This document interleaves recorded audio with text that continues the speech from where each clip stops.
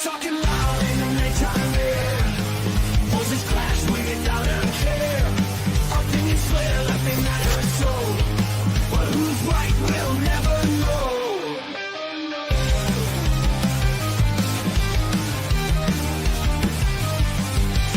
Microphones like weapons drawn. Swagger in the twilight dawn. Each word iron, each thought steel. To be heard is the final deal. Howling offense in the midnight haze. Everybody's offended, each one sways. We're offended, you're offended, that's the way. Claim the night with the things we say. Truths clash like broken dreams. Voice to voice, let it scream. What's real in this foggy light? Bow hard till the morning light. Feel the hunger of the crowd. Anxious to erupt so loud. Unity in discord side. Witness as their worlds collide. Howling offense in the midnight haze. Everybody's offended, each one's race. We're offended, you're offended, that's the way. Claim the night with the things we say.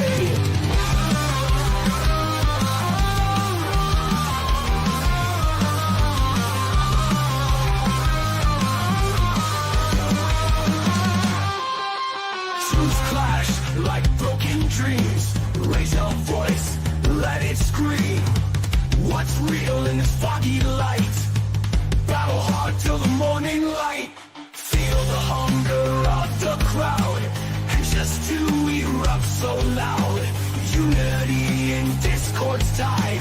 Witness as their worlds collide. Howling offense in the midnight haze. Everybody's offended, each one's way. We're offended, you're offended, that's the way. Claim the night with the things we say. We say.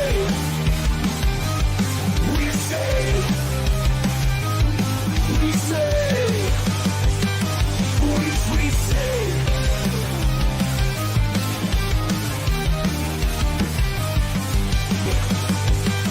Voice we say.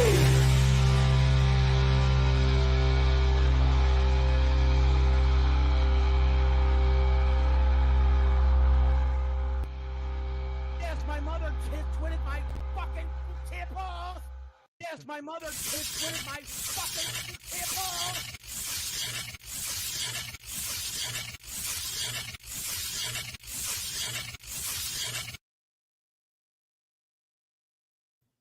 Hey, what's up, everybody? Welcome to We're Offended, You're Offended. I'm Kim. Tyler's coming. This is a live show, and he's having computer issues, so he is on his way in. Otherwise, to anybody who is new here, hi, hello, welcome. Don't forget to hit the little subscribe button down below, and thank you for clicking on the little button to come sit with us and listen to the craziness going on in the world today. So today we got a few things up for you. We're going to be talking about some piece of shirt person who identifies as a female who decided to hurt his children and has finally been sentenced. We are going to be talking about another agreement that our BC government has with Indigenous people, and it's sounding like more land is going to be given away again. And also, Mark Carney striking some sort of deal about giving away Canadian pension to another country. Sounds delightful. I don't know about you, but I, for one, am stoked about that. But before we get into anything, kick it, Leo.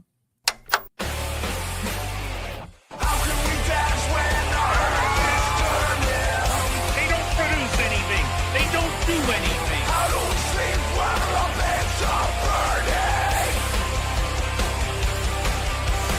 How can we dance when our earth is turning?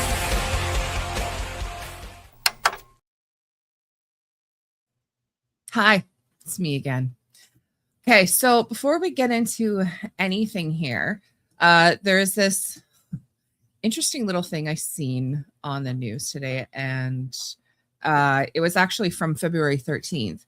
However, it was disgusting and I found it semi-funny, so I figured I would share it with you guys. So apparently, McDonald's the McNugget caviar sells out in minutes, as content creator calls the combo ridiculous, but it works. So apparently, McDonald's began offering free, just an indulgent for Valentine's Day, to many regular customers. It was a giveaway of chicken McNuggets and caviar kits. McNuggets and caviar, you heard that right. The feature premium sturgeon caviar and creme fraiche on a designated website starting on February 10th. However, minutes after the item was available to order for free, the website crashed and then stated that all the kits were claimed. It sounds absolutely disgusting. But let's take a little look at this here and see exactly how appetizing this really looks. I just make all my guests try these McDonald's caviar concoctions. Yes, I did. I threw myself a very unhinged birthday tasting with my two favorite things, Mickey D's and Oro caviar. Round one's a classic cheeseburger, meets our golden Osetra, salty on salty, and honestly, I was into it. It gave it that umami punch. Next up, chicken nuggies. We added creme fraiche caviar on top, and this was hands down the fan favorite. Even the internet agrees, 10 out of 10, would snack bougie again. Round three is our filet o fish. This felt like the most natural pairing, and low-key, I forgot how good these are. The caviar just elevated it, and then finally dessert, caviar and ice cream, but plot twist. We're using Sorry Not Sorry's caviar and ice cream. What is wrong with you? Best way. I know you're judging me, but I loved this one, and this tasting was everything I wanted. Hold on one second. That was absolutely horrifying.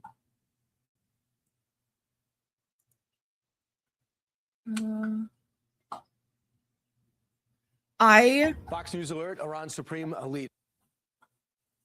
Sorry, I actually thought I heard Tyler yelling at me. He's downstairs. But anyway, I think that is absolutely disgusting. I, for one, actually hate caviar. I think it's gross. They're tiny little. It's funny because people always talk about having the caviar and the little, how it explodes in your mouth. You're welcome for that little visual. I think it's absolutely disgusting. And the fact that they're putting it on these McDonald's things, which is, it's kind of weird to me. It's taking some high class food that people like for whatever reason and sticking it on fast food. That's disgusting. And the fact that it actually sold out in minutes horrifies me just a little bit. So we do have a couple other things to get into here, and I'm not sure what is taking Tyler so letting on to get in here.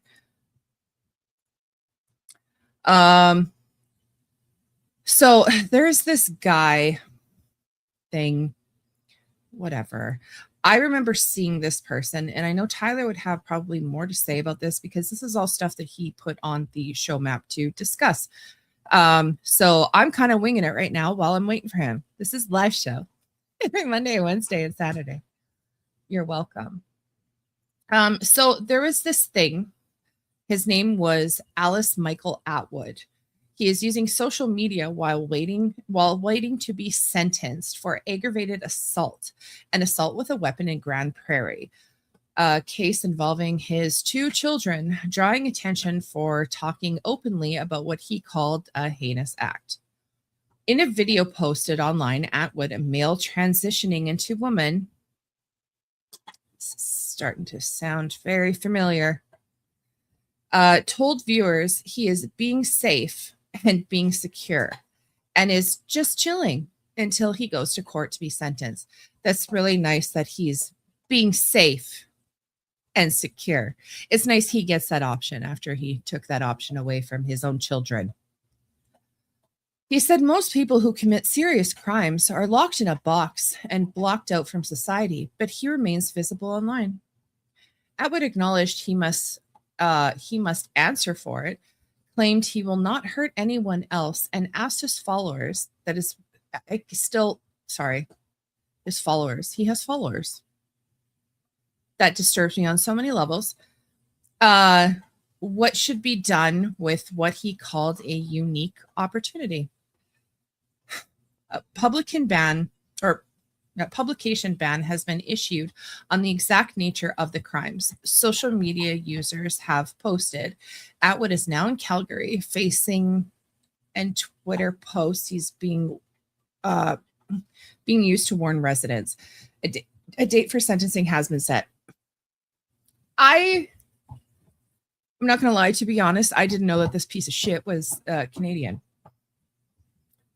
That horrifies me just a little bit. This thing, I remember seeing posts of this person, and I did not realize that this was the same piece of shirt. So Billboard Chris had posted, warning, this is going to get a little graphic here, a lot graphic. So this piece of shite walked into his daughter's bedroom late at night with a serrated kitchen knife and stabbed his 8-year-old daughter in the neck, severing 75% of her upper esophagus. He also stabbed his 7-year-old son. She required emergency surgery to save her life. Oh my God, she's still alive. Wow. And was on a feeding tube for months. Atwood says he's a woman. No, he ain't. Was released 2 days later, free to wander our streets for more than a year, and now finally was just sentenced to 5 years in prison. This is that piece of shite. Like, I've seen videos of this person, and the fact that oh God, just thinking of in Canada how you had during the Freedom Convoy, you had Chris Barber and Tamara Litch, who literally was constantly going to court and facing all these things and couldn't go to work and blah, blah, blah, all this jazz just for the stupid Freedom Convoy. Not stupid, but for the Freedom Convoy. But then this piece of shite literally attacked his little babies, little children, and was able to just walk free. He's a monster, and Canada just let him walk free until he got sentenced to 5 years in prison. 5. I don't see anything. So he attacked his 7-year-old son, and it talks about the daughter. I don't know if the son is still alive, but like, oh my God, Canada, can we please do better? This is disgusting. Trying to see. I want to quickly look. I don't know if this guy's son is still alive. I'm going to assume, for the fact that he was walking free, that he is, because if he wasn't, kids status.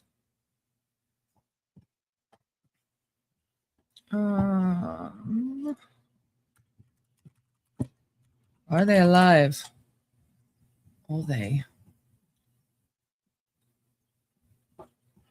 2 children.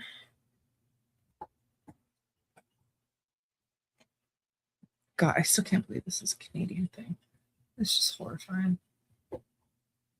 He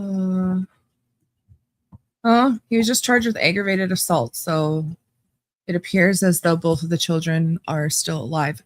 Thankfully.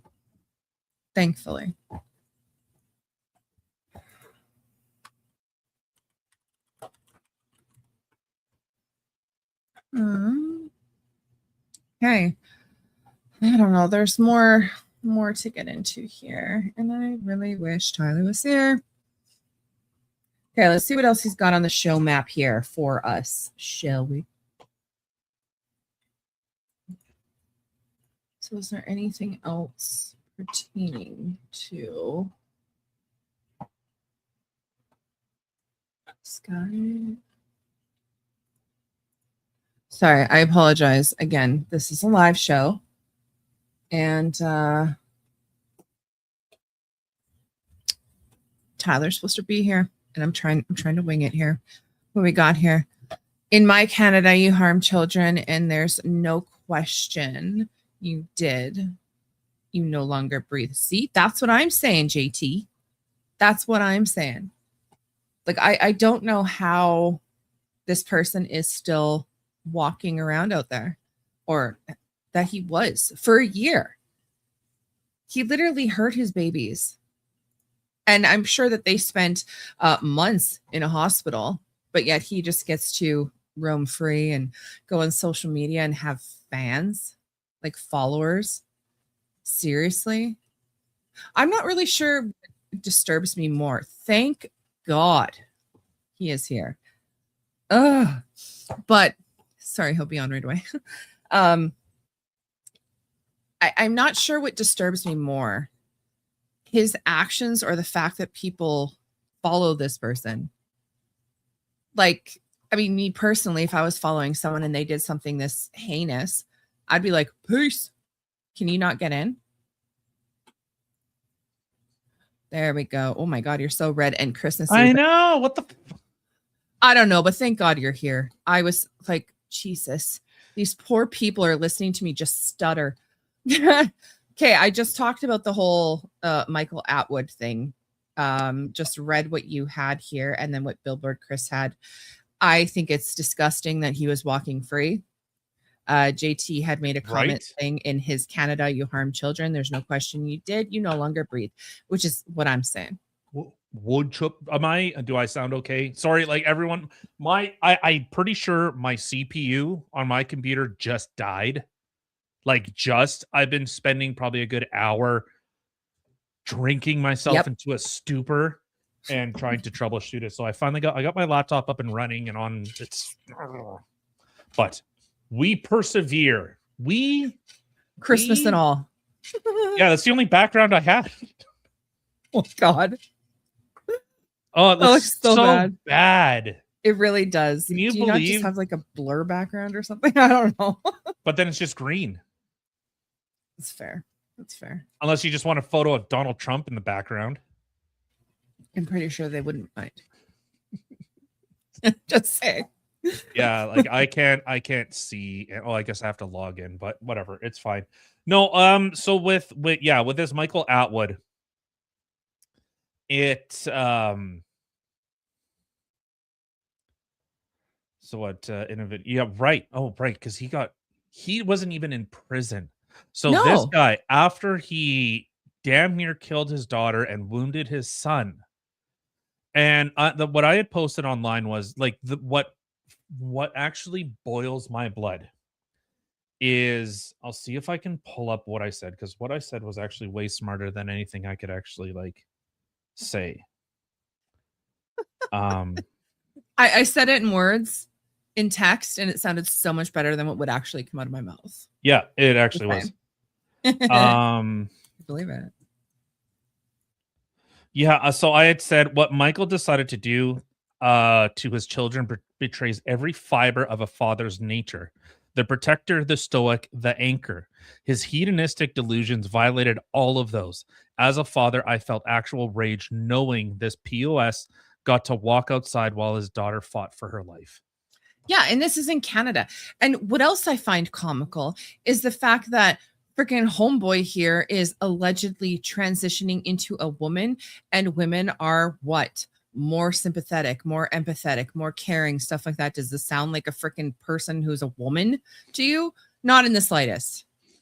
No, and what it sounds like, so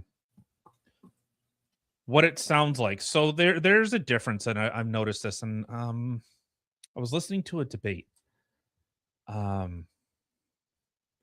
future of our P. Oh.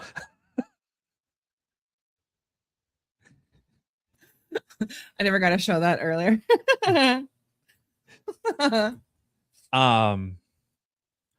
So someone had said, and this was a person that actually transitioned, was that today now people identify as trans. They're not a man transitioning to a woman, say like Blair White or Caitlyn Jenner. They're not transitioning, not making the physical movement to the other thing. What people are doing, they're just saying, I'm in the middle. I'm the gray in the middle. That's what they're doing. And so like almost like the enigma, nothing anomaly that you can't describe. It's like that is becoming a thing. And it's like your rite of passage is, do you mutilate yourself? It's like when people, used to get like shitty tattoos. That's like what's going on. So for this guy, what he did and what continued to happen. So he got 5 years. Did you play the video that Billboard Chris had shared? No, I couldn't get it to load. Okay. I can So try. kind of long and short of it was this guy was just kind of espousing like, look at everyone. What should I do with this rare opportunity of me being out here? Like it just makes me mad just looking at him. It shows the level, as I said, this hedonistic, self-centered. This is not what a father does in any way, shape, or form. A father would never do this. So, not anyone that's got anything. I don't know, anything on the inside that isn't just empty and darkness and possibly some dragons. Yeah, I have to log in. None of my stuff's set up, unfortunately. So I'm trying to see if I can pull something else up that it'll play on. Oh, it's working. It's working. Oh God, you are such a degenerate. God, I wish you fucking met a wood chipper. Holy shit, I hate you. It's funny because you should be able to share your screen. I don't know why. It's the same way you would normally do it. No, I'm not logged in or anything, so I don't know. Share screen. Okay, yeah, I know how to share my screen. Thank you. Okay, here we go. All right, I got it working, so you'll have to pull it up. Okay.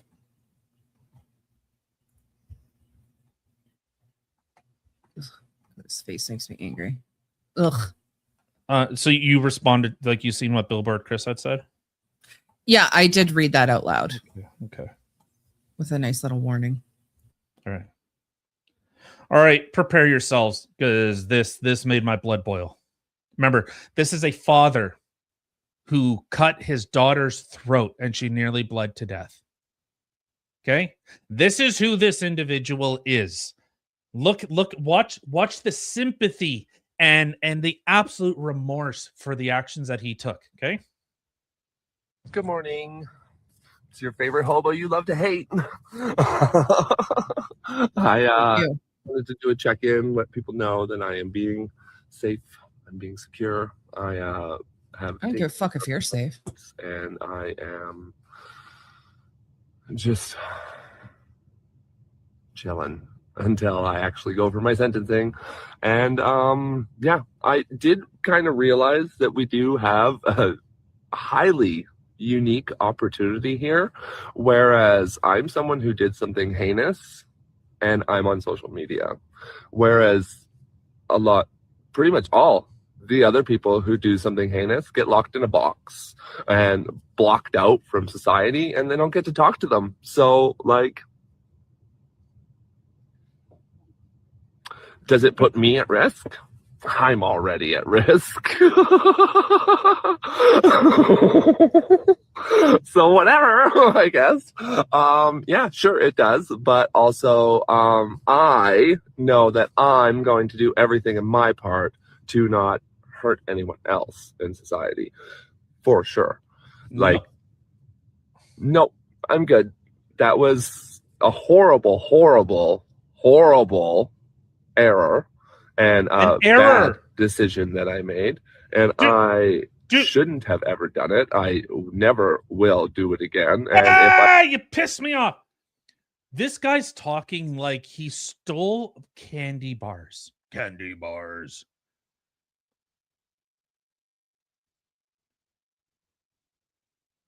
could you, like, obviously, this person is they are deranged, but notice the words, notice everything. Me, I, my, me, I.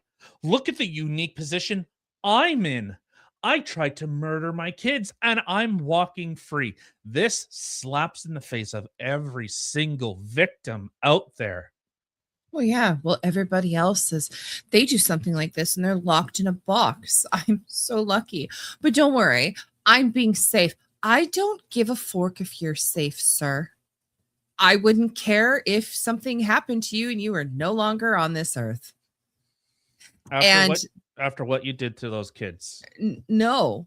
Like, I would like to. Okay, so you're going to be on social media and talk about the fact that how you have a unique opportunity and that you're not locked in a box yet.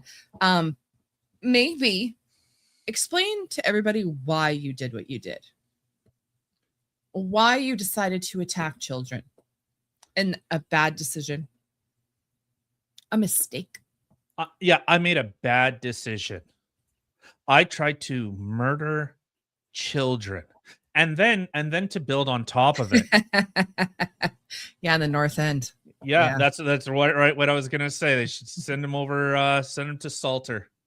Yeah. Yeah. Let those guys take care of him. And so this guy, he got convicted today. Should I you know what? I'm not mad enough at the world already, so I could rewrite history and make it so I didn't do it. I would.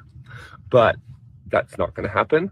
So I definitely have to answer for it.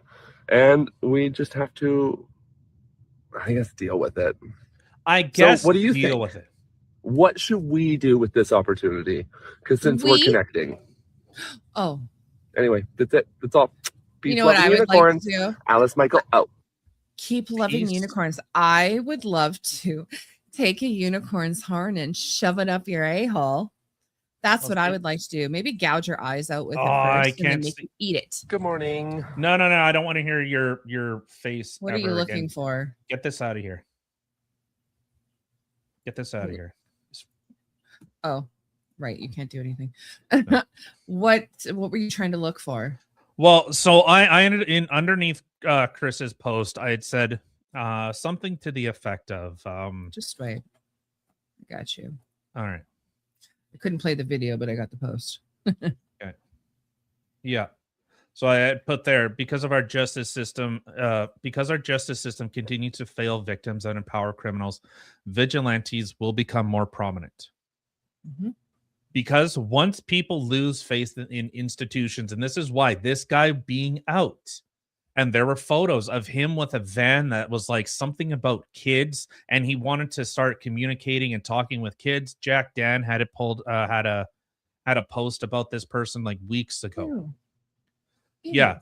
So even after, it's like, oh, I want to go communicate with more children because I wasn't a harm enough to my own children. Let me try and do terrible things. I guarantee. Look at this dude's computer. I bet where's 0 Hour? 0 Hour, look up this dude. If you're listening, send this to him. 0 Hour, look up this guy. I like this guy. Vigilante justice, please. Right? That's Dr. Vox Oculi.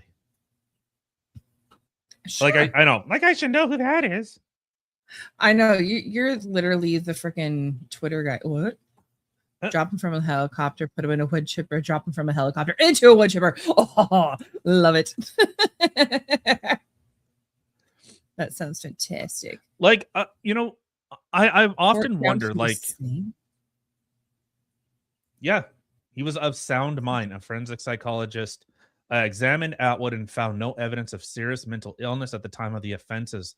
While there were signs of borderline personality disorder traits and emotional instability, court found Atwood understood his actions and bore significant moral responsibility. Yeah. But let's please still keep placating to these people and, normalizing mental illness in this way. Well, this is what is going to continue to happen when People aren't taking these threats seriously. Was it a tarot card reading for kids? Is that what it was? Ugh. God. Let me That's see. why spiritualists are soulless heathens. Can't stand you people. Can't stand you. Can't stand you. Little George Costanza, little Seinfeld comedy. Boom, ba-do-ba-doo, boo, boo. I can't hit any of the Can't stuff. do anything. Can't do anything. Nope. I can't keep up. I can't keep up with your stuff. Okay. No, it's all right. It's all right. Well, I just found it. Just you said it. No, it's fine. Can't stand you. Yeah.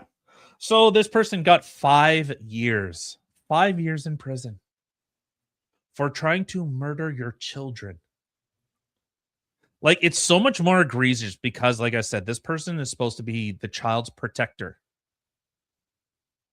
And they violated that trust. Like, you want to talk about like social cohesion and stuff breaking down. Yeah, do that. Do that. Violate a child's trust.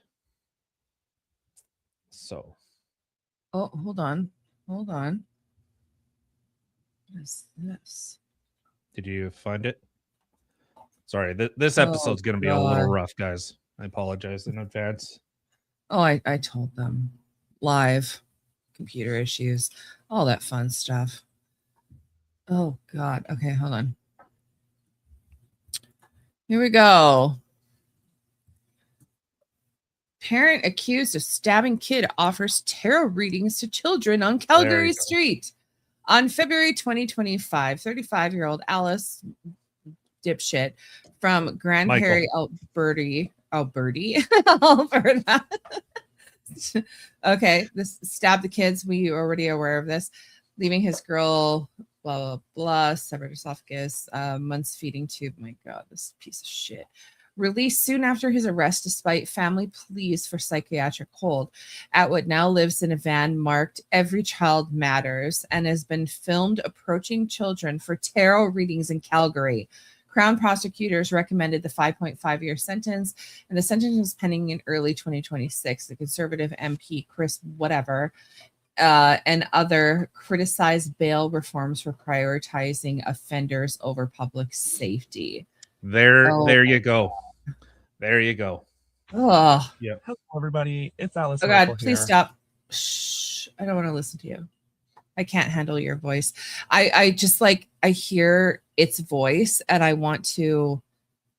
No, TOS. What does that mean? Terms of service. No terms of service violations. Fair. Okay. Thank you. Thank you. Thank you. Yeah, so to go really overboard there. Yeah, so the defense said 3 to 4 years. Obviously, like I said, prosecution was seeking 5.5. He got 5. Allison Transmethland. Right? You were on it, JT, today. I'm like, yeah. Mental health fatigue. You know what? I 100% agree. I agree. I think people are getting more and more, and especially when, as even stated in the synopsis, people are going to once they stop losing faith in the institutions, they're going to start doing things on their own, and we don't want that. You don't want the photos or the videos of, you know, a scorned father who had to pry a predator off of his child. You don't want that retribution. You don't want the eye for an eye thing. So because these liberals take the position of, well, mental health is the most important thing. These are the same type of people that say, we need mental health workers with police. We need people to de-escalate things a little bit here. They need to de-escalate. How do you de-escalate something like that? What, while he's sawing his daughter's throat open? It's like, let's just talk it down a little bit, huh? Maybe we get you a nice steak and you stab that instead. Could you maybe like a nice steak that you could stab?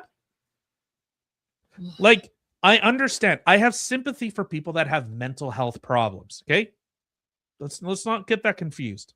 I have sympathy for them. But are they still capable of committing absolute violence?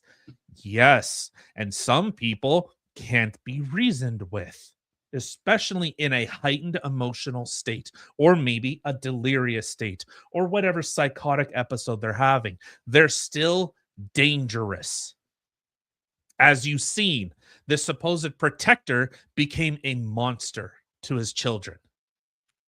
Calling this person a father is unbecoming. No father would well, obviously some would, but this shouldn't be normal.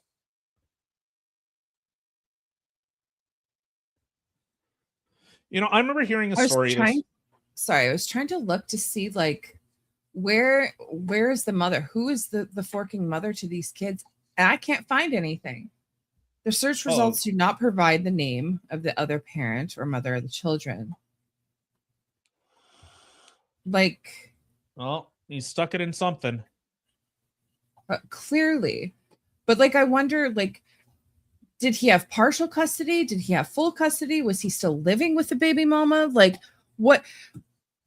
Where was anybody? Like, and when are we going to finally stop playing these stupid games and realize that these things are mental illnesses and people need help? Well, so I have it pulled up here. So I remember hearing this story a little while ago. Anyone look up, well, I'll tell you the story of Ken McElroy. I just have the Wikipedia pulled up here. So was an American criminal and convicted attempted murder who resided in Skidmore, Missouri. He was known as the town bully, and his unsolved killings became the focus of international attention, or his unsolved killings, sorry. Over the course of his life, McElroy was accused of dozens of felonies, including assault, child touching, statutory non-consensual touching, arson, animal cruelty, hog and cattle rustling, and burglary. In all, he was indicted 21 times, but escaped conviction every time except for the last. In 1981, McElroy was convicted of second-degree assault in the non-fatal shooting of the town's 70-year-old grocer, Ernest Boo Bauenkamp. McElroy was released on bond pending appeal, after which he engaged in a harassment campaign against Bauenkamp and others who were sympathetic to Bauenkamp, including the town's Church of Christ minister. On June 30th, he appeared in a local bar, the D&G Tavern, armed with an M1 Garand rifle and bayonet, and later threatened to kill Bauenkamp. The next week, McElroy was shot and killed as he sat with his wife Trina in his pickup truck on Skidmore's main street. He was struck by bullets from at least 2 different firearms in front of a crowd of people, estimating as numbering between 30 and 46. Despite the many witnesses, nobody came forward to say who shot him. As of 2026, no one has been charged in connection with his death.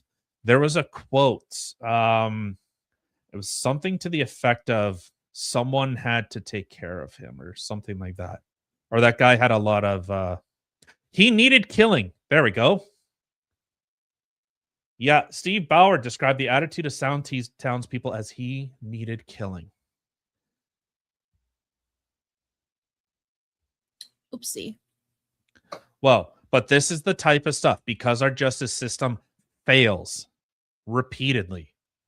Lets these people out. Let this guy out on bond. Let men who essayed women to go then into women's prisons to essay them more. Or men that go into that suddenly transition, go to a battered woman shelter, and then assault women there. Mm-hmm. But no, please, let's keep playing this game and try to, bend to everybody's fork and fifis. It's the liberation of the absolute minority. And I'll say Sir John A. Macdonald was 100% wrong, because he didn't see this coming. So what JT says, you cannot put the rights of the psychopaths higher than the rights to be safe from the psychopath. Exactly. And we've completely inverted it. Yep.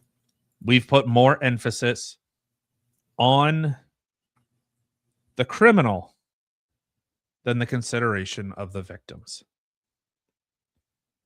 So, yeah. All right. Yeah.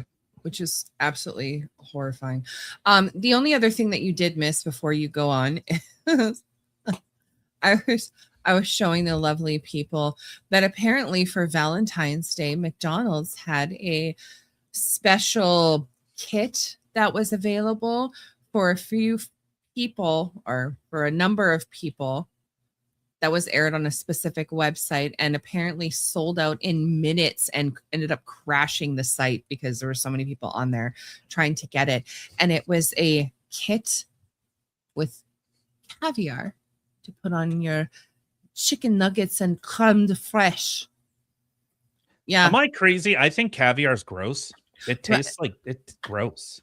That's what I was saying. It's absolutely disgusting. I don't get caviar. I don't get truffle oil. I think truffles taste like garbage. It's definitely an acquired taste. Very that's to say the expensive least. acquired taste. Yeah. Why do rich people like stuff that tastes like ass? Like I much prefer, like I would rather have like a good steak over like some like 5-course, the world's best blah blah blah. I would actually like if someone said, "Hey, do you want to go for burgers or do you want to go to like High Steakhouse?" I would I'll have a burger. I'll go to like Five Guys or something for like a good burger, you know? It depends which is better.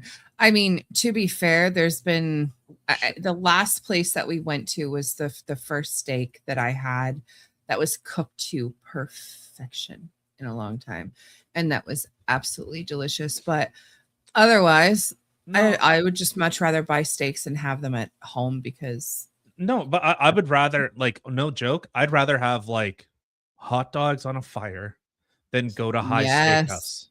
Agreed. I would agree.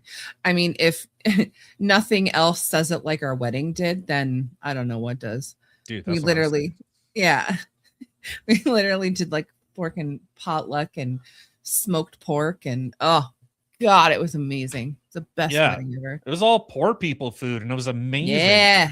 I would much Uh-huh. rather that than anything else, but Oh, I'm it's the sure you guys don't want to best. hear about our wedding. So Yeah, they do. um So with oh shoot. I think sorry, what the only other thing I was going to say with that, I don't think, like, in my personal opinion, I could be wrong, but my theory is that people actually don't like the taste of things like caviar or truffle oil or whatever. It just all has to do with the fact that it's expensive and prestigious, that people just, oh, I love it. I must have it because I want to look like one of the rich bitches. I don't think they actually like it. Like, I could be wrong though. I'm Me- hungry. yeah, so nice. I 100% GT. I would rather just like good burger, you know, some like you guys see that, like there's that black dude that has like those 2 giant fryers and he just has like hundreds of chicken wings, and then when he lowers like the Santa Maria grill into it, it's just whoosh. You hear the fryer going, and then he pulls them out, and they're like beautiful, golden, crispy. Like Do you remember when we went to Mary Brown's Chicken? I'll what? never And I forget that. made fun of. I was inadvertently racist. But the guy totally was cool about it. we go to Mary Brown's Chicken for the very first time, and he literally sees a black guy coming out of there, and he's like, "Yo, how's the chicken? Is it actually good? That's not what What's better?" No, I asked him. I was like, is the chicken good here? He's like, yeah. I'm like, all right, you're black. I'll take your word for it. He laughed about it. See, he was cool. But Yeah, until you like realize, it's like, was I just a victim of racism? it's funny. I'm sitting there with like my jaw dropped. I'm like, oh my God, I can't believe you just said that. I mean, it's fair though. Well, like if I seen a bunch of Chinese people coming out of a Chinese restaurant, I go like, hey, is this place good? Right? Does- Like they know their shit. Yeah, like black, like Southern black food is the best. I think Uh-huh. like if I ever go to like a barbecue joint and there's a black guy running the like he's the pit master. Jesus, take the wheel. I am but your vessel. Fill me up with your chicken. Yeah.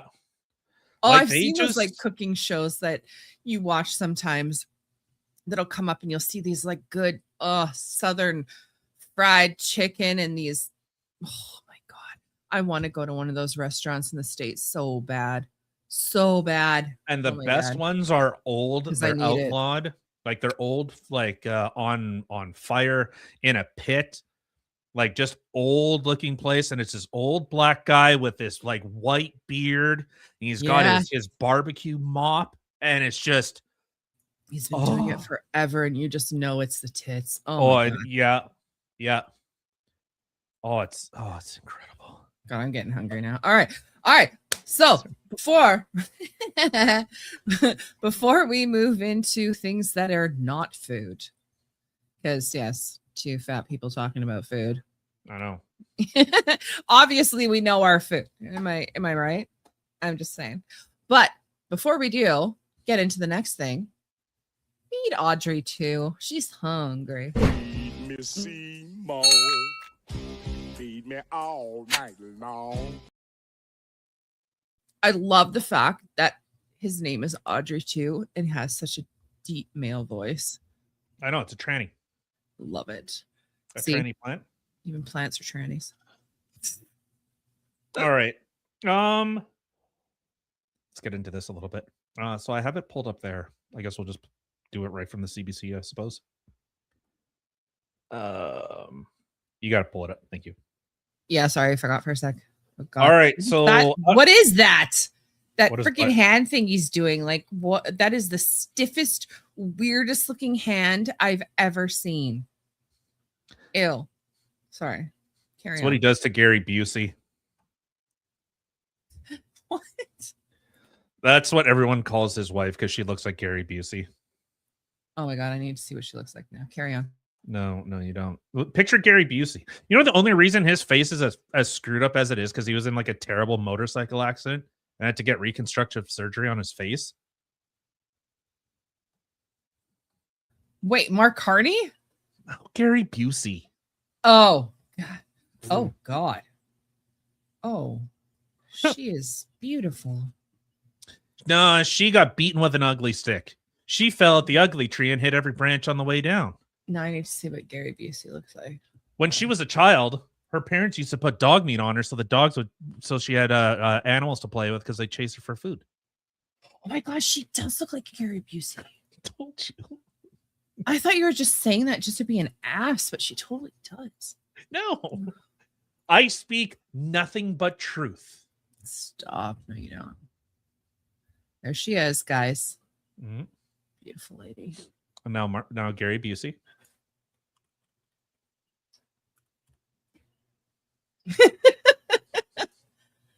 They're like freaking twinsies. Ah, it's beautiful. That's what I'm saying. All right. Speaking of Gary Busey's husband. So Carney signs deal worth billions of diplomatic breakthrough with India's Modi. Prime Minister Mark Carney has an Indian counterpart announced announced Monday that they're calling a new partnership a series of multi-million-dollar deals and a commitment to sign free trade agreements by year's end as the two look at where the fuck am I? As the two like a turn the page of years of frosty bilateral relation marked by allegations of Indian foreign interference. Which, yes, I think CSIS just came out with a report. What was it like last week that India still remains the major perpetrator of foreign influence within Canada? Oh my God. Well, I don't know. I don't read this shit. So in a statement to reporters after a one-to-one meeting with Indian Prime Minister Modi at the colonial blah, blah, blah, don't give a shit. The two countries have set a goal to more than double two-way trade to some 70 billion a year by 2030 as Canada continues to reduce its independence on the United States, yada, yada. So kind of long and short of it here, you pull it down. The long and short of it is Canada is investing about $100 billion of our Canadian pension plan in India. And I'll say this. People are making like weird, accusations that, our government is, they're siphoning off this $100 billion. Now, I understand the concern. I think I had posted or at least shared an X that like broke down like all the violations and everything. And I'll say this. I don't know if the Canadian pension plan is solely invested in Canada. Like, is that what the law is? I don't know. Like, fact check me, Kim. You're more than welcome. Does Canada's pension plan, does it solely have to be invested in Canada, or can it be done abroad? But as far as I understand, and this has been well over a decade, the Canadian Pension Plan Board has invested around the world. Its whole premise is to increase pension. That's it. So with Canada, I guess, looking at burgeoning markets, and India is a burgeoning cheap market, could a potential return on investment be significantly greater than an already stable economy that isn't booming like the United States? And I think that's a fair. I'm going to give this one to Carney, okay? I'm going to give this one to Carney. Unless something says otherwise, that it is supposed to be invested in Canada, but as far as I know, it's not. It can go anywhere in the world. Okay. So all the fearmonger. What? If you want, you go ahead and finish, and then I'll say what I found. Okay. So it's like I said, its whole purpose is to increase the pension size. But what it can't be used for, and this is always what people are super concerned about with the pension, and this was my concern when I first seen this, was the Liberals have been champing at the bit to gain access to that $500 billion pension fund. So if they did that, okay, now we have a problem because we've actually emptied out that pension. And that's been a saving grace for Canada rather than say like the United States is you keep having to borrow against. So even though people, let's say in the United States, are putting money into a pension, their 401ks or whatever, by the time they get it, that money has already been spent. So that is a safeguard that Canada has, is that this money cannot be touched by the government. But government can direct or influence potentially where that money is being invested. With Mark Carney, and this is where I'll say, with him being a central banker and his whole Brookfield asset management thing, they are specifically capable of actually expanding that potential pension. So I will give this one to Carney. Yes. Yes, the JT says they already have done it. Yeah, they've been doing this since I think like 2014. They've been moving money around. So what I had found is it said the Canadian pension plan does not have to be invested solely in Canada. In fact, its investment manager, the CPP Investments, actively diversifies the fund globally to secure long-term returns while it maintains a significant base in Canada. It operates internationally to diversify risk, meaning funds are invested both inside and outside Canada. The global diversity to ensure sustainability over 22 million beneficiaries. CPP Investments are spread across various regions and asset classes, not limited to Canada. The Canadian focus, despite on the investing international and the fund maintaining to overweight position in Canada, the investments across all 10 provinces. You can receive your CPP payments while living outside of Canada. Mm-hmm. If you live abroad, your payments may be subject to a 25% non-residence tax unless a tax treaties exist between Canada and the country you reside in. Payments can be deposited directly to foreign bank accounts and local currencies in many countries. It is essential to inform Service Canada of your move, blah, blah, blah. Blah, blah, blah, blah, blah. Yeah. So the one thing that I noticed is we're seeing Brookfield, okay, they are the experts in these pensions and generating a profit. That's their whole business. They have to generate a profit. What I noticed with this is we see more and more investment dollars leaving Canada.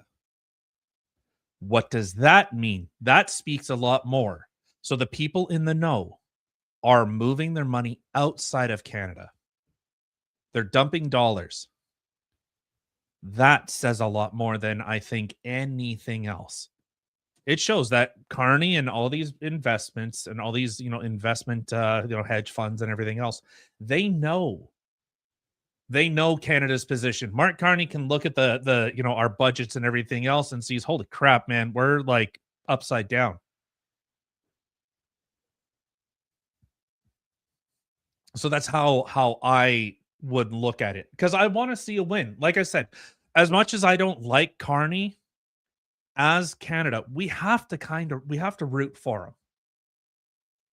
As much as we don't like him, okay, I understand our audience. Okay, I get our audience. As much as we don't like him, if he fails, we fail. So we kind of got to cheer him on. We just want to see Canadians benefit. That's the main thing. The problem with I have with these deals that are going through is this is based on infrastructure. This is modernizing India's energy infrastructure. Now that is where I go, WTF, mate. Why is that money not being used within Canada to bolster our stock portfolio? That's the bigger question I have for this.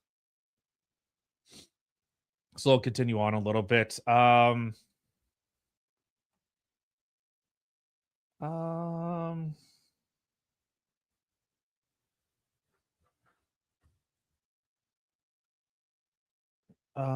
here we go. So according to the Prime Minister's office, there has been more engagement between Canada or the Canadian and Indian governments this year than there has been in the past 2 decades. That paved the way for what Carney and Modi signed today, 5 memorandums of understanding, expanding Canada-India partnership across energy and critical minerals. Mind you, I will say, our government's really good at actually like these memorandums of understanding, but we've seen no materialization. I don't think we've seen one actually move into a trade deal. So I guess we'll have to see. So some of the other deals was Jubilant Pharmanova, an Indian pharmaceutical firm, will spend $155 million to triple production at a sterile injectables plant in Kirkland, Quebec. BC-based coal producer Elk Valley Resources will sell 1.2 million tons of coal to India, worth hundreds of millions of dollars. Yes, we still mine and export coal while we hamstring ourselves. So one thing that happens, if you go to Delta Port in, Delta, BC, so you have the terminal where all the semis go into to put their containers on the ships. Next to that is a mountain of coal. And they have sprinkler systems running 24/7 on those coal mounds just to ensure that they don't light up. But what happens? Yeah, right around the Chinese New Year, the ships come and that thing gets emptied out within a week. Like, no joke, it's square miles of coal. Within a week, that thing is emptied out and it's all sent to like China. Jesus. So while China is building more and more reactors, more power plants, they're putting how is it going that like every week they're building a new power plant? Canada isn't. We're not innovating. We're not pushing forward. Why? I don't know. I don't know. I don't know why nuclear isn't becoming a bigger thing. I know our government has talked about it. Some of the other ones, McCain Foods will spend $135 million to expand its potato processing plant in Gujarat. I don't know, something like that. As far as I know, what was it, out of Saskatchewan, Scott Moe announced like a if it comes to fruition, Saskatchewan, you guys are going to make a shit ton of money because it was like 22 million pounds of uranium Jesus. for them to get their nuclear power plants online. Why is Canada not doing that? Why aren't we building nuclear reactors? Right? I feel like because that would make sense. Yeah. I don't know. I don't understand why people who are the leaders of Canada do not want to see Canada innovate, do not want to see them flourish. I don't understand. Like, you have somebody like Trump that everybody fucking hates. And yet what he wants is he wants America to flourish, to innovate, and to be a big superpower. Why the people who decide to run for Canada don't want the same thing? Like, why do you want us to suck? I don't understand. Well, so, people have noted that China has control of like one of our largest oil stand facilities. And Neat. they've been noticing guys, like, it's guards, military, and they're basically have sovereignty over this area. So we've just like given up one of our biggest exports, especially out of Alberta. It's like, what is it? It's around like the Fort Mac area. So yeah, I'll say that all the kind of fear mongering that's going on with the pension plan thing, man, we're a decade late to even calling this stuff out. But like I said, if India is a burgeoning market and there's potential for a large return on investment, good. That's what I want. I want fuck tons of money to come back to Canada for investments. Yes. That's what I want. Yes. So that's like, and that's, again, as much as I shit on Mark Carney, we want these wins. Canada wants these wins because we benefit from them. Like, I don't want to play the conservative, play chicken game with people's livelihoods, which Pierre Poilievre wanted to do. I don't want to play that game. I want, if the Liberals win, if Mark Carney and our government wins, Canadians win. Yeah. Well, and I think that's the thing, like, you were saying that earlier too.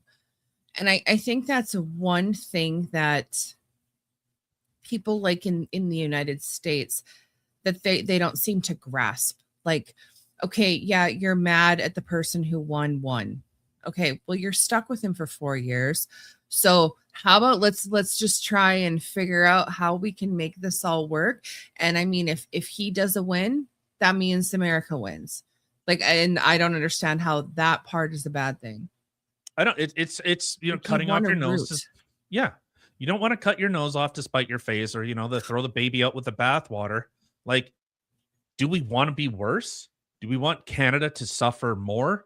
Now, I could see the concern because with this deal, are more Indians going to come here?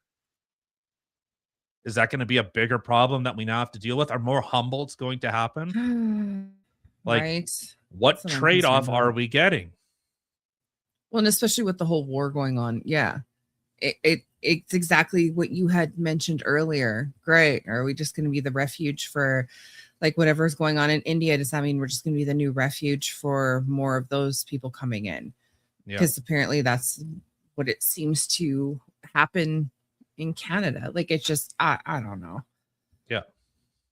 So yeah, we definitely want to see a win. Yeah, that'd be nice. Yeah. I mean, as much as I do not identify as a liberal, so to speak. I don't identify as a conservative either, but closer, I feel. But whoever's in charge, I would like to see a win for Canada. Even when freaking Trudeau was there, he did something that was actually like oh my God, this actually benefits Canada. That's fantastic. I would be grateful. I freaking hated Trudeau. Oh, Well, yeah, and like, what are you? So, like, if you were, let's put ourselves in the childish position of an MP. If anything and everything they do, remember, they're like children. They need the praise. They need the wins. Okay. If you just, no matter what Mark Carney does, fuck Mark Carney, he sucks. We don't like you, even though you're doing this or get this done or whatever. Then you're just gonna go, okay, those people, you guys are already a write-off. I'm not interested in you. So I'm going to focus on the people that actually like what I'm doing, and I'm going to keep going on that. So instead of going, like, we have to go like, yay, Mark Carney, good job, sweetie. You did such a good job. You got that trade deal, didn't you? Oh, you're such a good boy. Good boy. You get a gold star today. Yeah. It's funny. I said that sarcastically to a girl at work the other week, and she was just like, oh my God, I would love a gold star. So now I got to go buy gold star stickers, Yeah. So, yeah, you kind of gotta bite your tongue or bite your cheek. Is it bite your cheek? And just kind of, I don't know, fucking bite something. Just shut up. And regardless whether somebody in charge is someone that you don't like I said, like the last time running was Borkin Trudeau. I am not a fan of Carney, but you know what? If Carney can bring in a win for Canada, that's an actual win for Canada. That's awesome. High five, sir. I will show my appreciation where it's due. Yeah. Only Gold Star Carney is looking for his brown. Yeah, maybe he's got a little. Wouldn't be jungle fever. Would it be desert fever? I don't know. Poop fever? Maybe a little chocolate starfish? I don't know. Yeah. So that's how how I see it. I wish the Liberals did more to actually like help Canadians and make Canada the powerhouse that it should be. Yeah, it'd be nice. That would be nice. The chocolate starfish. You're terrible. Thank you. Come again. Yeah. I don't know. Okay. No, I was just gonna say, I feel like we've beaten that one to death. I definitely want to get onto this other thing that you were talking about earlier. What was it? One. Where is it? I don't know. I can't see. Oh wait. Oh, I might be half retarded. I think we just did. Half? Yeah. Only half. Not all. I lost my stuff. Oh shite. Man. Was that it? Guess that was it. Why did I think there was something else? What's number 3? I think that was it. Oh. Shite, I think it was. All right. Well, wah. Well, I'm not fat. I'm big boned. Where'd you go? Oh, I can't see you in the bottom. I thought you just like noped out of here. Left me here. Peace. You're all by yourself now. Yeah, I guess outside of that, the land title grab. Well, I guess, did you talk about that? No, okay, that's what it was. That was the other thing, was the BC and the land. Okay. Good thing. So, you know what would you guys do without me? Well, considering you're the one that put the show map together, and the only thing that I put on the show map was the disgusting caviar and chicken nuggets. Yeah, that's disgusting. They're so gross. No, so gross. I had added I'm pretty sure you did. You did, and I was looking for it, and no, it's right here. Yeah, right here. Okay. Yeah, from the Daily Hub. All right, I saw Indian, and I was thinking Indian. The other Indian. No, the feather. The feather, not the dot. Yeah, my bad. Yeah. All right, so you want me to pull it up? Shirt. Feather, not dot. All right. Well, Identify as Indian. Feather, not dot. I'll share this then. Pull it up. All right.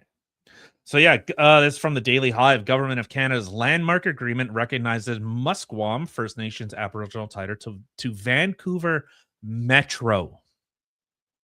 Oh, that is something. So yeah, control over fisheries, marine planning, and emergency response along parts of the south coast of British Columbia will increasingly be shared with the Musqueam Indian Band under 3 new agreements signed with the Government of Canada. This is the Government of Canada. This isn't BC. Remember last time it was BC in that like Richmond area that someone's like great ancestor like caught a fish 300 years ago or some crap. This is a deal that the federal government and these Indian tribes have come to. So more importantly, the deals also formally recognize Musqueam's Aboriginal rights and establish a framework for joint governance in First Nations traditional territory. These agreements are being described by both sides as a practical step toward implementing Aboriginal rights under the Canadian Constitution, according to a news release. Rather than a single sweeping deal, the package establishes a framework for gradual implementation.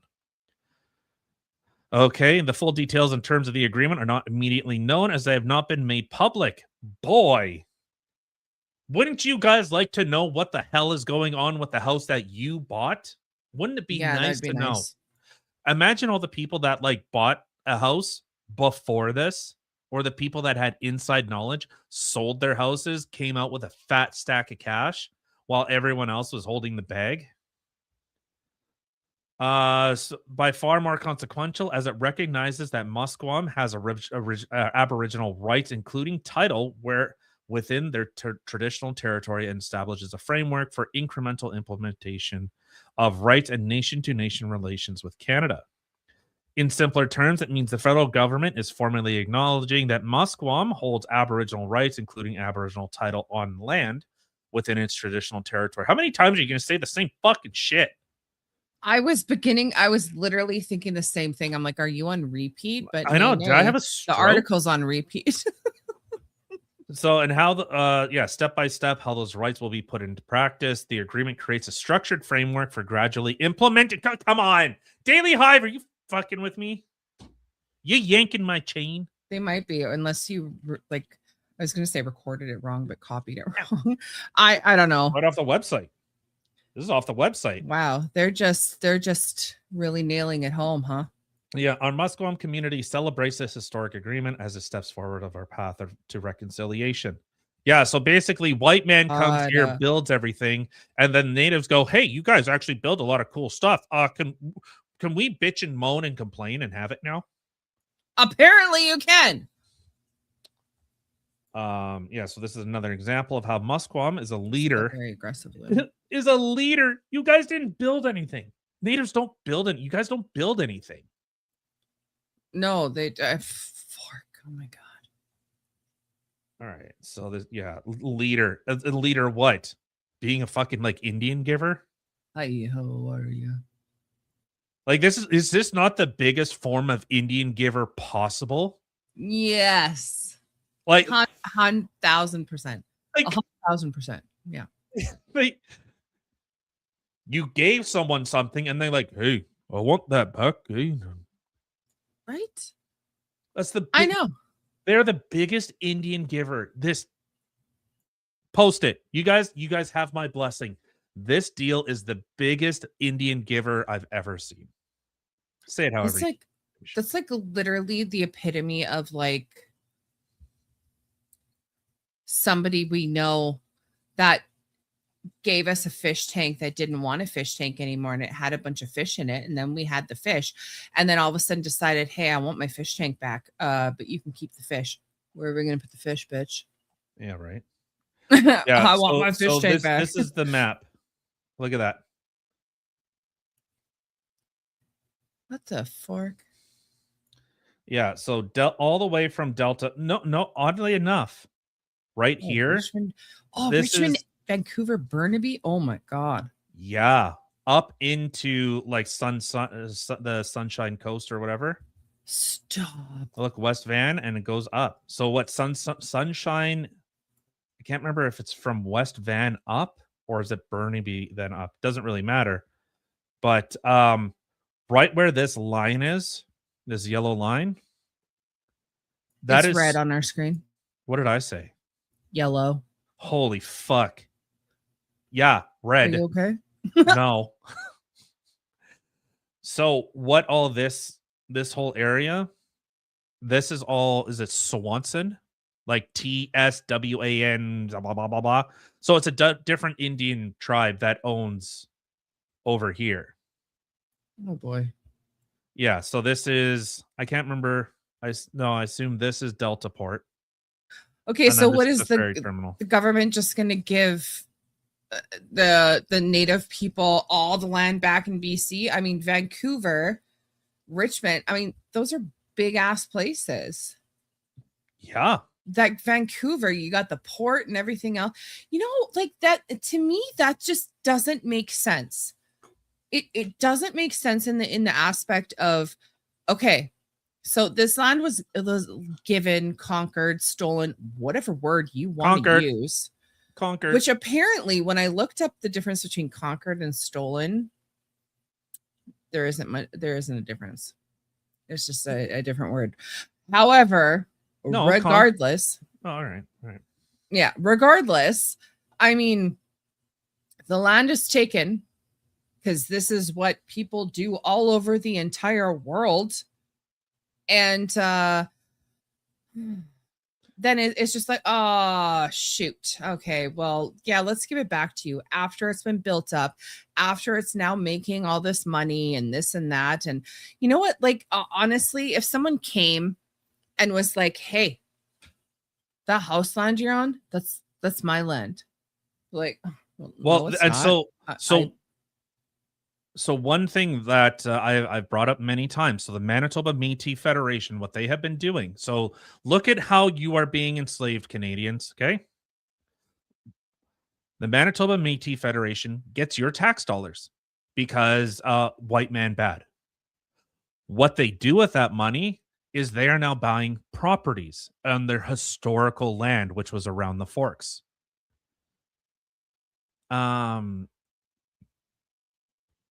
The Labatt 50, is that, are you making a joke like because they're drunks? Sorry. But so what the Manitoba Métis Federation is doing, they are taking those dollars because who the hell wants to keep Canadian dollars? Our value is plummeting. What they are doing is they are buying properties on their historical land, then signing lease agreements, like multi-generational lease agreements. So you don't actually own the property anymore. You are leasing it from the Aboriginal bands. This is the same thing China does. China signs a 100-year lease. You don't own it. The state owns it. The government is using your tax dollars to give to these bands to take your land from you. That is what is going on here. Labatt. I didn't know natives could afford Labatt. I thought it was OV and like Alberto hairspray or Listerine. The orange stuff. Not the color. Like not anything colored, not the mint. Mm-mm. The original, because it doesn't taste so bad when you throw it up. Yeah. Oh my God. Ask me how I know. Oh my God, I don't want to know, you monster. No, I used to arrest those people. Oh, okay. I didn't So do it. the Labatt 50 law refers to a landmark in 1979 Supreme Court of the Canadian decision, Labatt Brewers of Canada, whatever, Limited, Attorney General of Canada, 1980, blah, blah, blah, established major limitations on federal regulatory power over local industry. In 1970s, Labatt introduced a Labatt Special Light with 4% alcohol content. Federal food or the FDA regulations defined light beer as having no more than 2.5% alcohol. Whatever, fork. Is it actually called Old Vienna? I always knew it as old like OV. I didn't know it actually had a normal name. Me neither. My dad used to drink that. Ah. Wonder if he still does. I don't know if he still does. But yeah, this is what you are seeing. I mean, maybe that's why, like Molson Coors, they used to have it was Labatt's Brewery downtown Vancouver. It was so weird. So I had to deliver to that brewery, and I had to go down East Hastings at 3:00 in the morning with a load of beer for a fucking East beer. Hastings, Jesus. Oh, that you want to see like the absolute most disgusting, like destitute stuff. Like, yeah, East Hastings at 3:00 in the morning. No, I'm good. But it was so weird going down. So you'd be going down East Hastings. There's, cardboard huts and tarps, ambulances everywhere. Junkies just walk across the street like the cars don't exist. Like, hey, speaking of, I almost Sounds like smashed into downtown some Winnipeg. old man because apparently a giant red semi. They can't see it. They can't see a red semi in front of you. Oh no, they can see it. They just don't give a fuck because you got to stop for them. No, that was today. Today on my way back, some old man just like, like, okay, old man, go. My point still is the same. They probably see it. They just don't give a fuck because they're like, you have brakes, you could stop. I own this place. Ugh. This is my land. This is why I don't like Saskatchewanians. Bunch of inbreds. Inbreeder. Jamie, pull it up. The fuck are you? Inbreeders. Taken from the streets of Regina. So glad we hired Jamie. What would we do without him? Right. Yeah. So what this is going to do, and this is going to continue happening, even as I said, this is bit my tongue. This is a It's a live show. So what this is going to do, as I said, this is going to be happening in phases. I encourage, we can look it up, the lease agreements that the Manitoba Métis Federation is signing these places to. Like, you don't have to, but like whatever, or do it. These lease agreements that they are signing is the same thing, as I said, that China does. You do not own the property. The band owns it, and you are renting it from them. So this will continue to happen. This is a systematic removal of property rights. We are moving back towards feudalism, where you own nothing. And say it with me, class. Be happy. Thank you. So that's what's continuing to happen here. One of our most vitally important cities and areas are being turned over to the government. The government will run this basically through these bans. What this is going to do is absolutely crater property values. This is going to crater innovation, investment, everything else. I don't know how you try and like correct this. Like maybe like outside of China, unless you kind of play ball, it's yeah. So here we have it here. Lease agreements. Yeah. Recent land and lease and land related agreements with Indigenous groups in Canada in 2025, 2026 have focused on revenue sharing. Yeah. So the government is they'll basically get the cash, and then the federation gets its kickbacks. A major trend is the shift toward recognizing Aboriginal title and rights in commercial, residential, and infrastructure context. So they're getting airport revenue sharing. They're getting a portion of the airport that they didn't build. Natives didn't even know what a flipping plane was. Hell, they didn't even know what a boat was. Surprised they knew what a wheel was. So they'll get a percentage of ground. There you go. Right. I said it right there. Government to share a percentage of ground lease revenues paid to Ottawa by the Vancouver International Airport.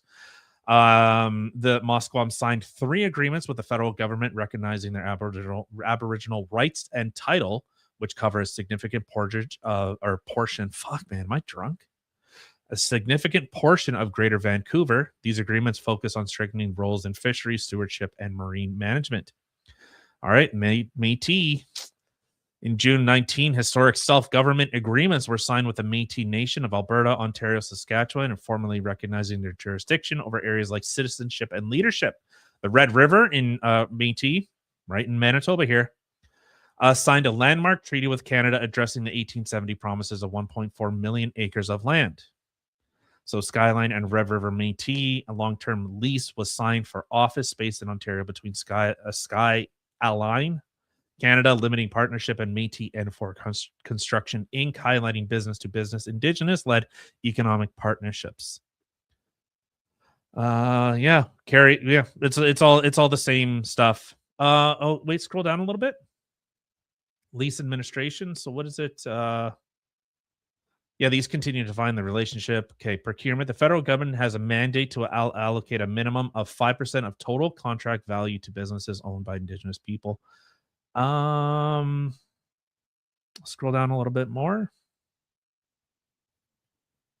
Funding is being directed toward an urban, rural, and northern Indigenous housing strategy to improve affordability and housing quality. Okay, so it's not saying that they are owning it. It's not saying it. But I guess you'd have to look for like specifically for that. Yeah, precursor. Like, and I don't necessarily disagree with the idea. Like, I'm a fat ass. I don't know if you guys noticed, but I'm a chunky monkey. And that is the difference between like European cities and North America. We are very automobile dependent. And so, I'm not necessarily against the idea. And where my skepticism comes in is when the government starts saying like, hey, yeah, okay, these smart cities that we get to monitor you and everything else, like the video that Randy Hillier made. It's like, yeah, you can leave, here's the door to go outside. Mind you, it's gated off, but here's your food, here's your water, here's your bed. You have kind of want for nothing. You don't understand that you're in a prison. So I mean, I don't know. Like, I mean, I understand what it is that they're trying to do, but I still, I don't really care how close everything is and how convenient everything is. I much prefer living outside of the city. And I think this was the smartest move ever that we made, considering the fact of how shite the city has gotten since we've left. Like, it's, I don't want to be in the city. I mean, we literally have got a town away from us, which is 13 minutes, that has all the amenities that we would possibly need. It's got a hospital. It's got everything that you could possibly want or need. And that's good enough. And when you think about the fact that you literally have to travel like half an hour or more, whatever, to 20 minutes to an hour anywhere in the city to get to places that you could potentially need to get to, whatever. I mean, we're 14 minutes away, even though we're highway distant. You know what I mean? Like, it's just no. Yeah. Yeah. So I'm just looking it up. So this is AI. So just take it as you will. In Canada, 100-year leases on First Nations reserve lands are recognized and increasingly common arrangements, particularly in areas like British Columbia and the Lower Mainland. These leases allow non-Indigenous individuals or entities to occupy and build on reserve land for a long-term period without owning the land outright. The land itself is held in trust by the Government of Canada. As I said, this is Crown land. They don't own it. They still answer to the federal government. The First Nations enter into a head lease with the federal government and then subleases portions of the land to developers or individuals. The sublease, typically 99 to 100 years, is what the buyer acquires. Many 100-year leases, such as those in Swanson, that's the place I was talking about, just south of Delta, First Nation and West Bank First Nation, are prepaid in full for the entire term. This means no future rent payments are required, and the lease is federally registered, offering greater security. You do not own the land. So ownership and rights. You do not own the land, only a leasehold interest, similar to owning a strata unit or leasehold property at like UBC or SFU. Your rights are governed by the lease agreement, which may include restriction on renovations, resale, and use. While the lease term is long, renewal is not guaranteed. However, most bands have a strong financial incentive to renew. Yeah, after a decade. You okay there? I see. I know, I was laughing so hard. Yeah, so that's Melissa, not Melissa. Oh my god. I know, I was laughing so hard when you were reading that.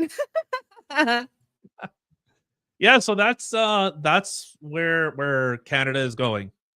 The government will own it. They're using the Indian Affairs Act, and I call them, clever bastards. I always hated the Indian Affairs Act.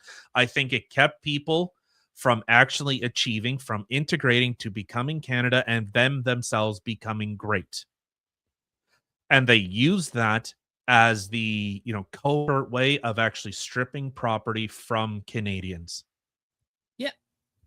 Well, and I know, like, I have a coworker who's not initially from here, but after she had seen literally Canada being like, okay, here's your land back. I know other people have bought the land from us and it was our land. Now we're going to give it back to you. She was like, there's no way I'm going to own property in Canada. She's like, if I ever, like, because she rents right now in an apartment, and she's like, if I ever want to own property, it's going to be someplace else. I'm not going to own it in Canada. Just because what? So then one day all of a sudden they decide, hey, it's actually not my property. It belongs to some Indigenous person now. Yep. They just take it away from you. See, and this is the, the managerial class, like, the investments that are going to come. And this is why China is as powerful as it has become, is because you basically, as long as you play ball with the government's more or less hands off. And that is what is happening here. That is what is going to happen. So these big companies, all these multinationals that are going to come in, they don't care. They don't care about you buying a house. They don't give a shit. All they look for is revenue. Can we exploit? What can we get out of it? And that's the same thing that happens in China. So, I mean, I'm all for giving the Indigenous people some land and like cutting them off, essentially just being like, okay, here's your land. You guys do you. Build your casinos or whatever. I would actually encourage that. Do your thing. This is yours. But to then start taking away land that has already been built up and then giving it away, like, to me, that doesn't make sense. That doesn't seem right. Oh, pull up Hemi's most recent one, the big business from Europe. So, so he says and big businesses from Europe would not build here because of the Indian Affairs debacle land laws. I would disagree, and then I'll say why. So no longer do they have to go to you, the individual, buy up each individual property. They just go to the government and say, hey, we want to build this giant data center here. Okay. And the government goes, okay, what's your, do all your land surveying, your environmental impact assessment, everything else. And the government rubber stamps it. Why I say that? Government just tried to push through that ministers in charge of, our Minister of Health, Minister of Indian Affairs, Minister of blah, blah, blah. They were trying to get special powers to allow, to speed up and give exemptions to certain companies under their purview.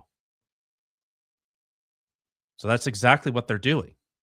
So business from Europe, to use your example, comes here and says, hey, I want to build a data center on this piece of land. What can you guys do for me? Here's the amount of money I'm willing to spend to invest, blah, blah, blah, blah, blah.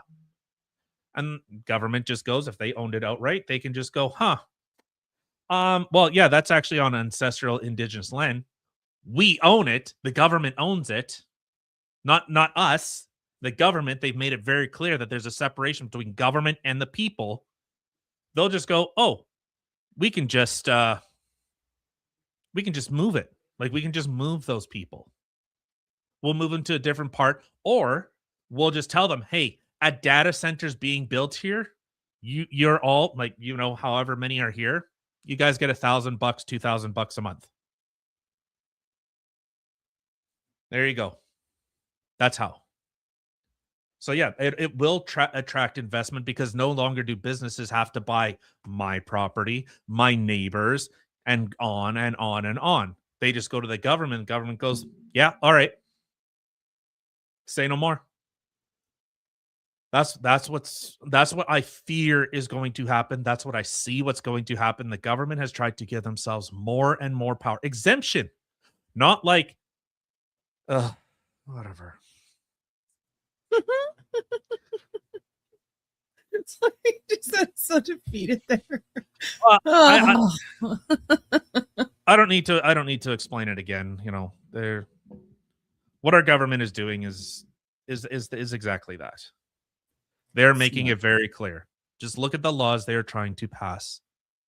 Look at these historic land agreements, while we have the central banker of central bankers leading us. Yeah. I'll see if I could pull up let's see. Canadian bill that would give exemptions to ministers. Was that bill? I can't remember what bill that was. Bill C-15, the Budget Implementation Act, includes a provision that grants federal ministers broad discretion to exempt individuals or businesses from almost any federal law, excluding the criminal code, for up to 6 years. This power is justified under the premise of promoting innovation, competitiveness, or economic growth, and is subject only to the minister's assertion that the exemption serves the public interest. Do you hear how fucked that is?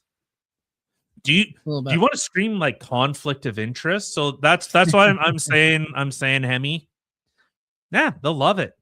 They just have to go to the minister. All right, what's the innovation? Is it competitive, or they just like fake competitiveness and economic growth? All they care about is GDP go up. That's a fundamental difference.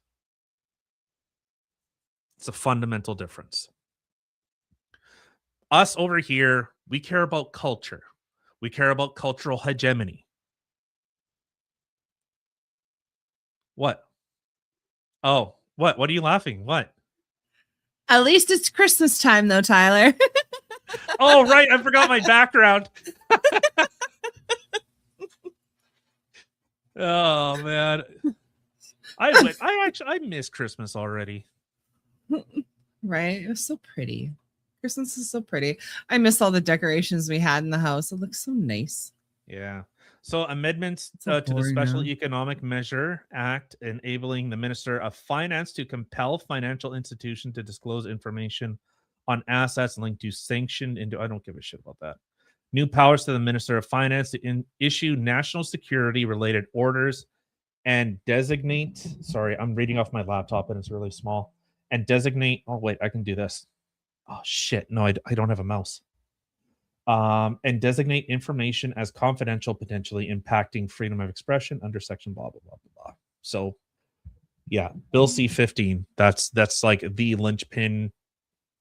Like it does very, very much feel like it's just there's too many battles to be fought, and it seems like they're just coming from every single direction. If it's not the trans cult, it's land rights. If it's not land rights, it's economic opportunities. It's mass immigration. If it's not mass immigration, it's ministers giving themselves God powers. It seems like it's an unrelenting torrent. Only 43 more weeks. I'll start counting them down now. My God. Yeah. So that's where I see these land agreements going. They're going to expand. They're going to become more and more the norm. And because this is my opinion. I'll opine for a second. Opinion. Because, you know, our generation is basically the last generation to own a house. Kids nowadays, they don't even dream of building a house or owning a house. That dream doesn't exist. They do in some until they start looking at the cost of everything and realize that is not going to happen, and that is sad. Well, yeah, and I'm not saying this in a vacuum. Kids are literally saying, "I will never own a house," because the price doesn't, like, my wage doesn't even begin to match what even if I could find work. Yeah. So what the government is doing, you know, we've talked about the Clover Piven strategy is basically you overwhelm all goodwill systems to the point of failure, and then you come to then the government comes and, you know, says that, you know, come and follow me, I am the savior. This will implement as people become more and more desperate. The government will say, come with me, I have your solution. UBI. You don't have to want for nothing. You don't have to worry. Your needs are taken care of. Here's your $2,000 or $4,000, whatever it is a month check. Sweet. Your needs are taken care of. Just as long as you don't speak up against the government or do X, Y, and Z, as long as you shut your fucking mouth and do as you're told. I'd never get that money. But it's not for us. That's the thing. It's not for us. It's not for our generation. It's for the next generation, because they're already in a moment of desperation. They feel no opportunity. They have no purpose. So because they have no purpose, they are going to say, then what? What's the fucking point? What's the point of going to work to buy a house that I can't afford, to pay bills I can't afford, to buy food that I can't fucking afford? What's the point? I give up. I give up. There's no point in doing any of this shit. There's no point. So they will usher in. They will say, fine, I can go plug into the Neuralink and go play Dungeons and Dragons with my friends. I can go live a better life in fantasy, because whatever the hell is going on here, that's just the norm. Sucks. And it sucks. Yeah.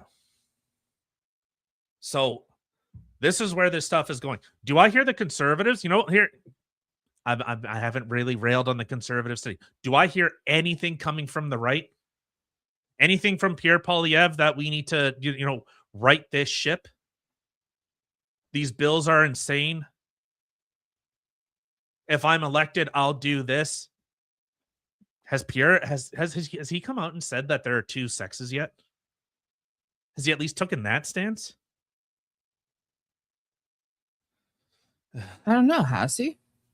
Not that I've seen. Mind you, I don't know. I don't follow him anymore. I think Pierre Poilievre's useless as tits on a man. Literally Gasp. useless. Le gasp. Yeah.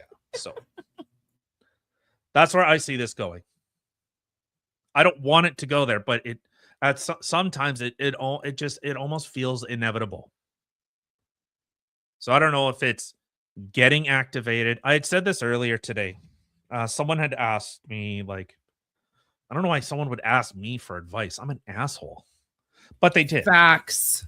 They asked me for advice. They said, Tyler, well, they didn't say Tyler. They're like, we're offended. What do you recommend? What do you think we should do? And I said, well, first I said, I'm not Fed posting. Okay. I don't want to go to jail. But then I said, what does Fed posting mean? Like saying something to get yourself arrested or trying to get other people arrested. Oh, like what would have happened earlier if you weren't like, TOS, shut up, Kim, TOS. But potentially, yes. Potentially. You know, it's almost kind of begging the question of, again, I won't Fed post. But so I had said that our laws mean nothing. No, JT, shut the fuck up. Not Fed posting.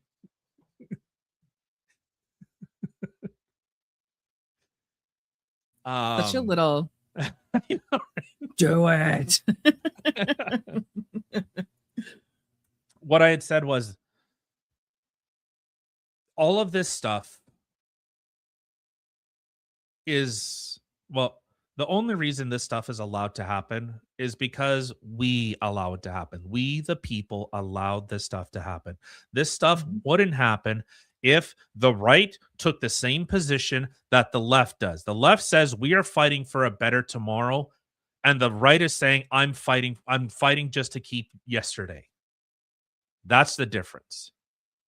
To expand on that a little bit, it very much seems like the right, maybe it's because like Christianity is for most is a foundation, that they look to God to solve their problems, while the left views themselves as God. They are the masters of what they create. So because the left views themselves as the masters of reality, they will shape the world in the image that they want. While the right is hoping that God comes down, old baby Jesus, old zombie Jesus comes and saves the day. I wonder if that's a fundamental difference between the two sides. One is hoping for someone else to solve the problems.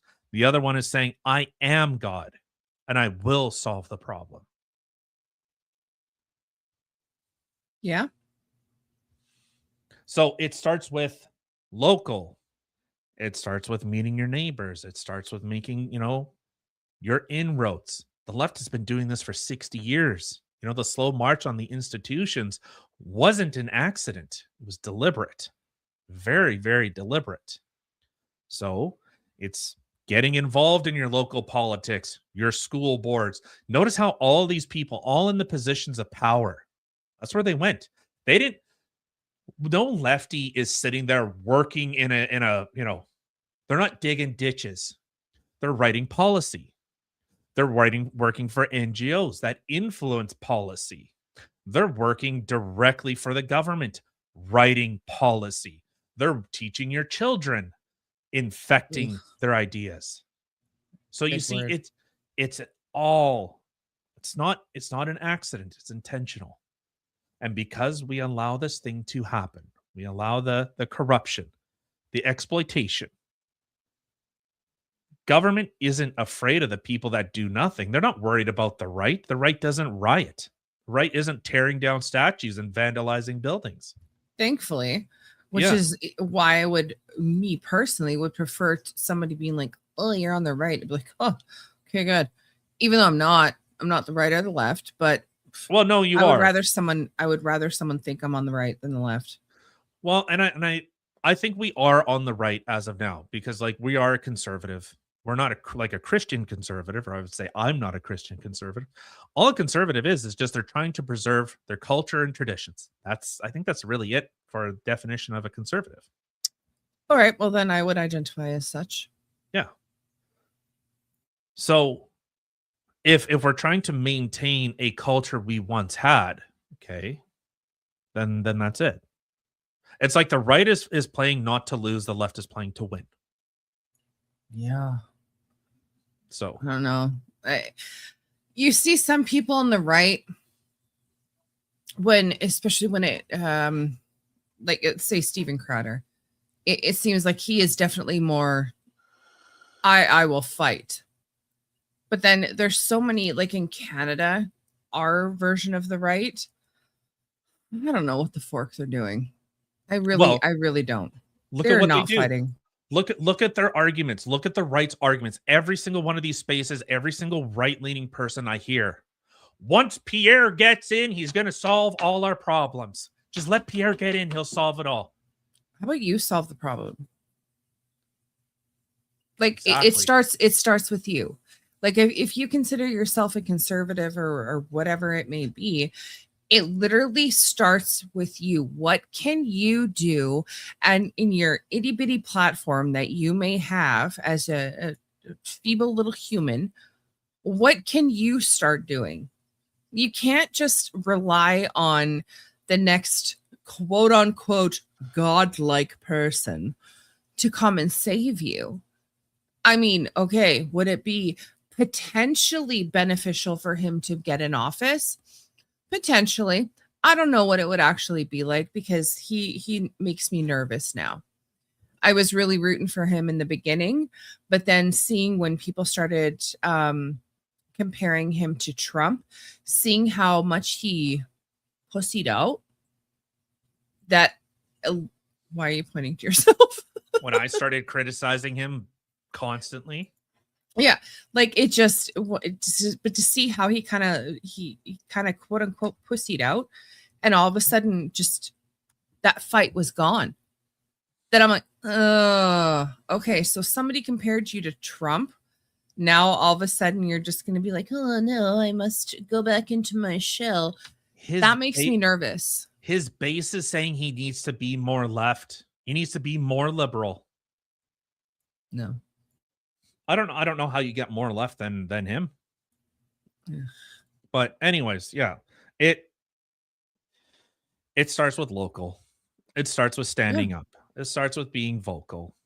You're seeing, you know, as Hemi had said earlier, like the whole, like, you know, trans fatigue. People are tired of it. People are tired of having their heads, proverbial heads getting bashed in because of their opinions or their skin color. And this is why I say, you know, how many times am I going to have to say the same point? Because the left created this racial awakening, this racial whatever, you know, this identitarianism. The right's response was ignore it or actually play into it, as Andrew Scheer did by criticizing Justin Trudeau, saying he wore blackface more times than he can remember. That's not an argument to the offering a different thing. You are playing. Oh, hey Shane, what's going on, brother? So it's weird. I don't see that in here.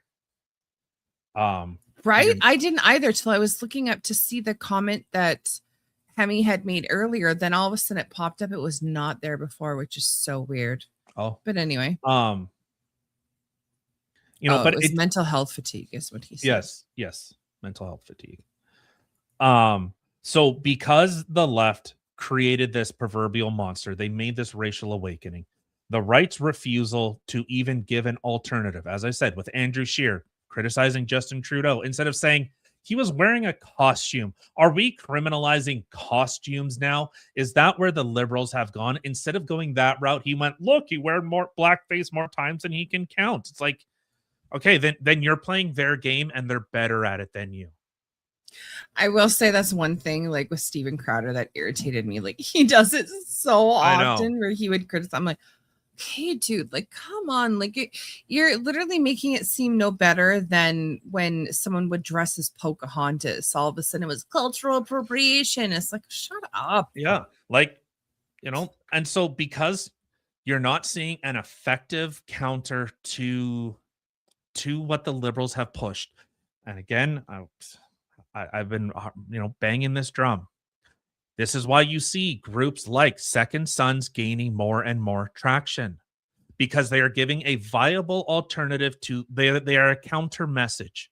And I don't want to live in a Canada with people like the Second Sons, but they are going to become inevitable because they are a bunch of people who were attacked for immutable characteristics. They were told that because your skin color is white, you're inherently evil.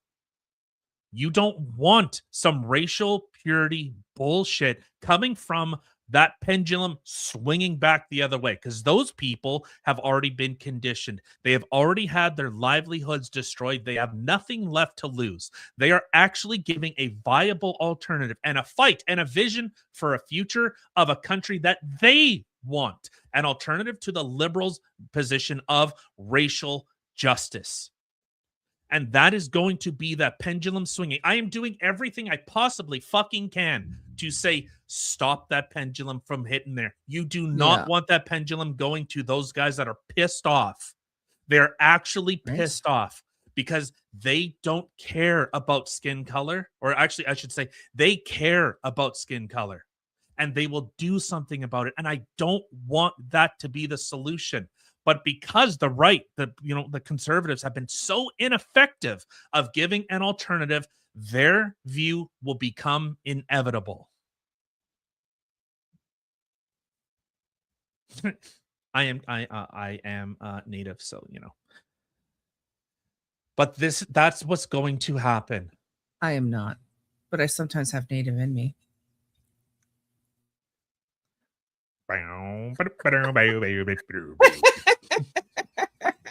So inappropriate, Cam. I mean, but see, but that is a very big thing too. Is like only recent in my entire life that I've been on this earth have I been made to feel guilty, to feel bad for the color of my skin, which is funny because never in my life have I absolutely. That was a weird sound. Your mic is still on. And never in my life have I looked at other people and been judging the color of their skin at all. I've just looked at them like one of my peers, and that is it. And the fact that my kids are going to school and they are literally being taught that the color of their skin is bad, even though joke's on them, they're freaking part indigenous, so fork you. But regardless of the fact, they're literally being taught that the light skin that they have is bad, that they should feel guilty. And I don't think that's right. Like I'm sorry. I am not going to walk around and look at the color of my skin and feel bad because I was born this color. Nor would I feel bad if I was born Black or Indian or Asian, whatever. This is who I am, and I'm not going to be made to feel guilty about it.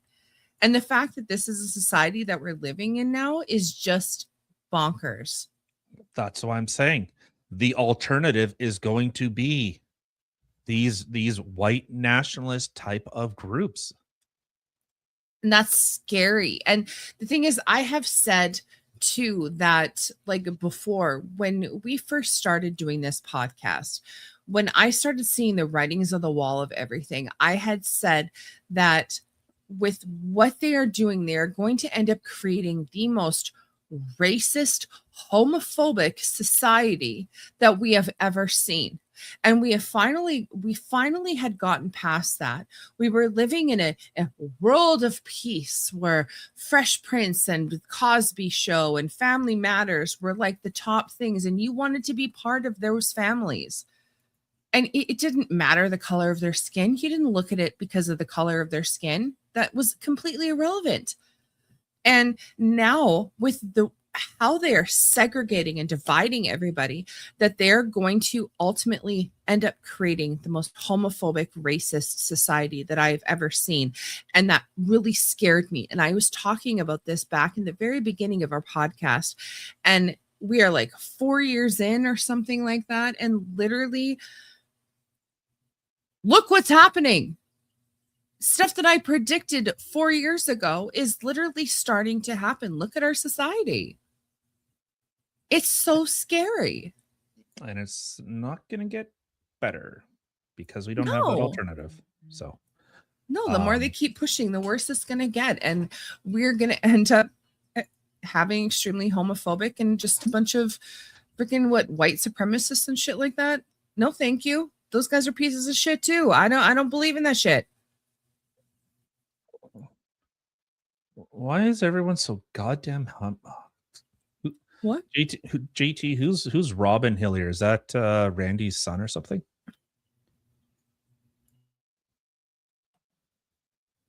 So just before running for PM, Mark Carney was called to testify and grilled by Republican attorneys for collusion and corruption. G fans collapsed. He lost access to trillions and immediately lobbied our government for $34 billion in pensions. Where do you see that? I don't even see it. On X, JT had sent it. Oh, okay. I'm looking in the comments. I'm like, I see nothing along those sorts, but okay. Yeah. So that's that's where things are unfortunately going to go. But So Jen says, what culture has not dominated or taken advantage of their own people? Can't name one because it's not about race, religion, sector. It's about who can take advantage of others for money. I don't necessarily disagree. I don't Right? disagree. Yeah. Yeah, a lot of this stuff Yeah. happened with Obama. Like, you know, it's so funny to see, like, you know, they said after Barack Obama was elected, you know, racism died that day.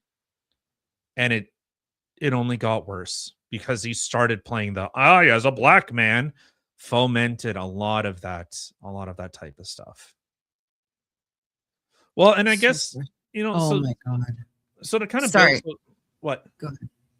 Oh. No, I was just gonna say at my work today, I seen something on our internal thing that was talking about Black Mental Health Day. Oh, yeah. Black Mental Health Day. Whatever happened to just Mental Health Day? Or, you know what? If you want to segregate it in any sort of way, how about male mental health and female mental health? And that's it. Why do we have to put skin color into it? That made me so freaking mad. You have no idea. Yeah. So, well, I guess what culture has not dominated or taken advantage of their own people?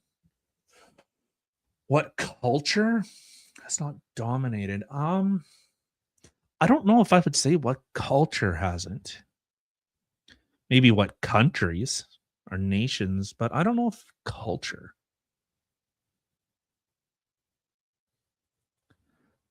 Yeah, I don't know. I'll have to think about that. But it's more like, do people allow these types of things to happen regardless of race or religion? That I don't. Maybe that's a different kind of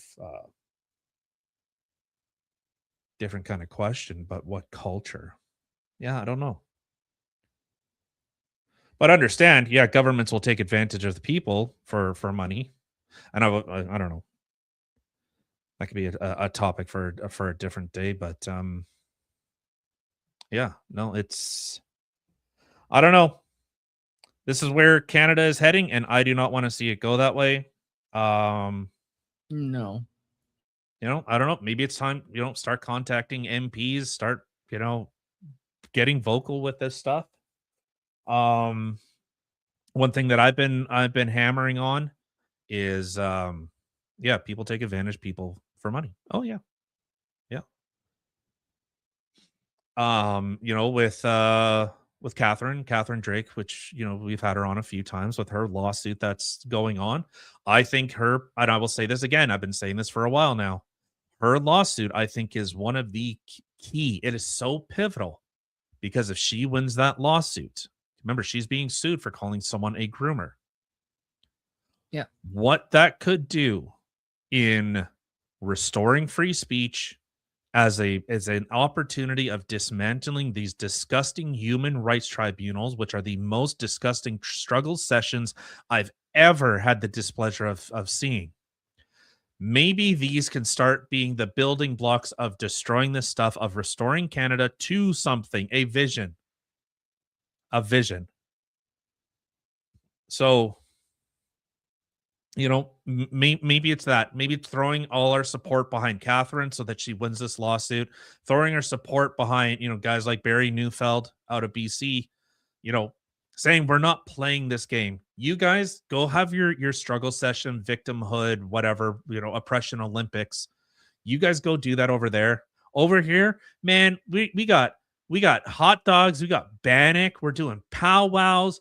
I'm sharing my culture with these people. I'm sharing, you know, you're sharing yours with mine, like that. You know, maybe some hippie kumbaya bullshit rather than, you know, what we see happening. So Hemi says Carney's wife was a member of Glow. What the hell is it? What's Glow? Too much information.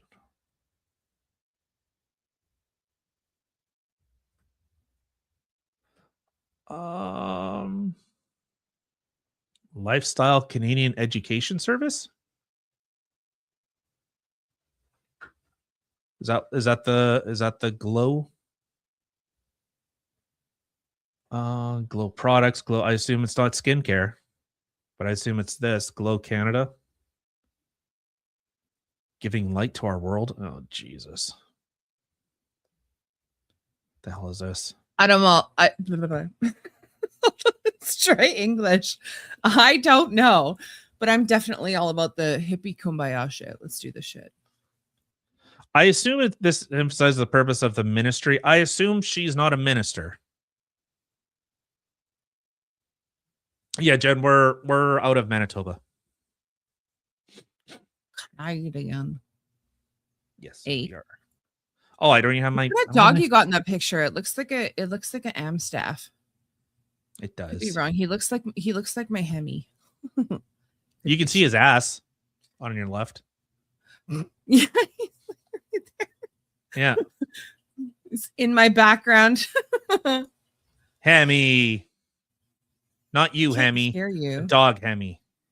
Yeah, like he can't hear you. My pity. Oh, it is. See, it is a pity. Yeah. A Staffordshire Terrier. Yeah, 100%. He definitely has the same face as our Hemi. Yeah. Yeah. You can see his butt. That's about all you can see right now. Yeah. Yeah. Yeah. Well, in order to rebuild, we must level the foundation, start again. I don't know if I understand the sentiment. Like at some point you gotta cut out the cancer. But I think we really need to focus on what Canada is. And I've every other nation is they're ethnic. It's an ethnic type of thing.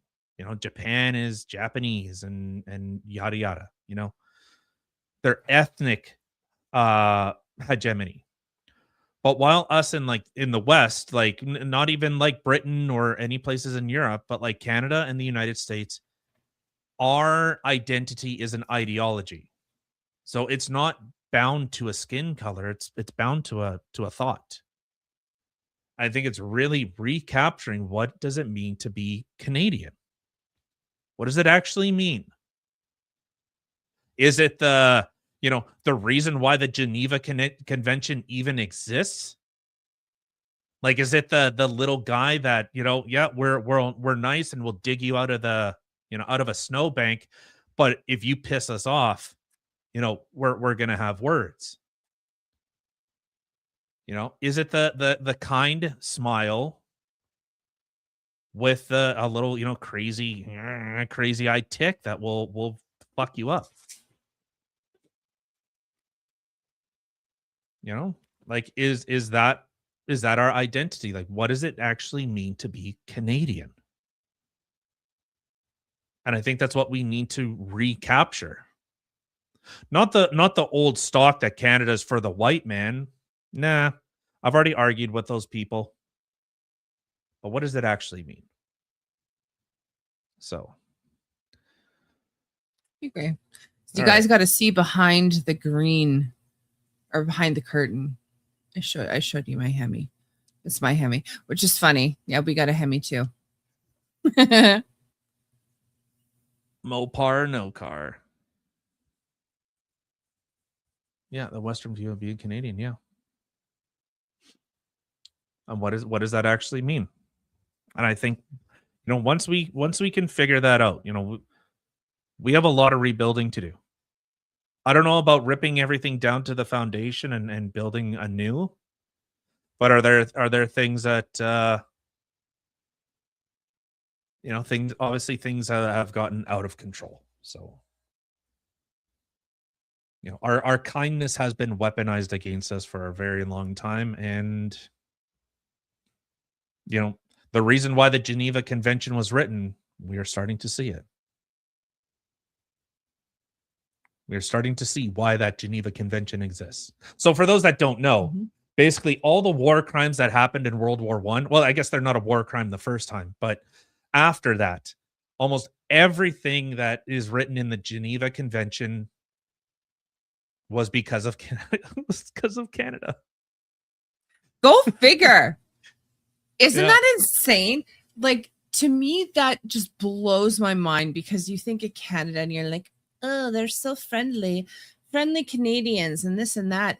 And then when I found that out, I was like, oh my God. Yeah. Like, to see how horrible we were in the wars and the types of things that we did, that they definitely did not teach me in history. No. They taught me about the bad things that happened over there. Over where? Over there. Yeah. But they definitely did not teach me about the bad things that happened here. Yeah. Our schools never taught really like Canadian exceptionalism. Like the United States would be fucked without Canada's innovations. Like all our ingenuity, everything. Because we couldn't do it here, you know, whether it was through like the Avro Arrow or any, you know, Shopify, one of the largest, if not the, probably I would say Shopify, the largest online shopping store in the world, trumps Amazon. Amazon's a piss in the fucking bucket compared to Shopify. Go look at Shopify stock. Go look at Amazon. It's like 3 times the size. Good old Canadian boy did it. While you're looking at Shopify stock, also check out oh my God. You know the name of your own store, you dickhead. Oh my God. Glow Your Life. Jesus. I Glow almost up. said we're offended. Glow up. I Glow mean, up. You're terrible. God, I hate you. I really am. Yeah. So, you know, that is Canada exceptionalism. We weren't taught that. You know, I was oddly enough, you know, we all see like stories of like the United States and look at all the cool badass stuff they did. But I recently actually got turned on to a YouTube channel that talks about Canada in wars and how exceptional and how, you know, how what the Nazis called Canadian fighters, like they called us devils. We looked like demons. The Canadian army looked like demons because they just fought fucking relentlessly more than any other military. It was actually the Canadians that the Germans feared. Huh. Yeah, you don't hear about that. You hear about No. white men came here bad. Yeah, that's all you hear. You know, I was even hearing from so there was a you know, I know we've been going for quite some time, but there was one of during like the Afghanistan wars, and this actually put it into perspective, you know, like Jeff Evely, you know, Jeremy McKenzie, these guys, these veterans that you know, participated in this stuff. And where are you guys streaming? As I've seen comments not in X. YouTube, Rumble, and X. Yeah. You know what they said, like US Army generals were saying like the Canadians, like we'd watch them through, you know, like surveillance planes and stuff that we would turn around and like run, no, not run from, but we wouldn't engage. Like the Canadians just went, nah, fuck it, guys, and just go and just do it. Just do it and just get it done. You know, just get her done, Farrell. I don't have a Newfie accent. I don't even know a Newfie accent. God, they sound retarded though. But yeah. So you know, where's that? Where are those kind of like podcasts? Where's the fat electrician for Canada? You know what I'm saying? I want a fat electrician. Yeah. If you know, you know. All right. I think with that, let's get out of here. Okay. All right. Well, thank you everybody for taking the time out of your day to come sit with us and listen to the craziness going on in the world today. We are a live show every Monday and Wednesday, 8 p.m.-ish Central Time, and on Saturdays at 1 p.m. Central Time. If you are new here and haven't already, please hit the little subscribe button down below. Otherwise, you can check us out in all the places listed in the description box below. And we will catch you guys again on Wednesday. Be kind to one another. We out.